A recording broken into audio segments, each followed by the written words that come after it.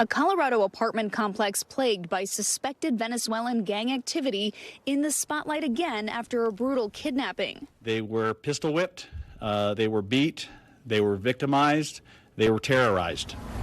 Police say on Monday night, more than a dozen people approached a man and a woman, forcing them into an empty apartment where they were held against their will, and the man was stabbed.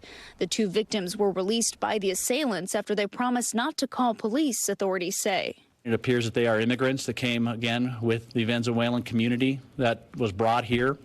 The fact that they stepped forward, I think it shows again the incredible amount of courage that they had. Police say 19 people were initially detained in connection to the attack. Tonight, 16 are in Immigration and Customs Enforcement custody, according to an ICE spokesperson who says they are all Venezuelan nationals in the country without authorization. Authorities now investigating whether they're members of the Venezuelan gang Tren de Aragua or TDA. There is a high assumption that they may be affiliated with the TDA gang. But again, I am not going to say 100% positively until that is validated and verified. Aurora police say they are finally able to solve a mystery that's been lingering for weeks. The same housing complex was thrust into the national spotlight earlier this year after one resident released doorbell camera footage of what looks like an armed group of young men entering a neighboring apartment.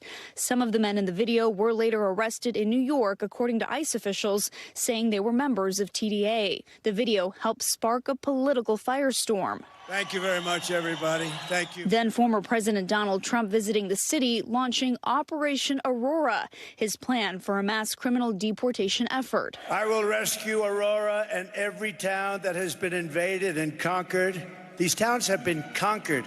Explain that to your governor. He doesn't have a clue. The mayor and police chief, while recognizing the city's broader gang problem, pushing back on claims by Trump and others that the city is overrun by gangs. It's not overrun without question. Aurora is still a very safe city.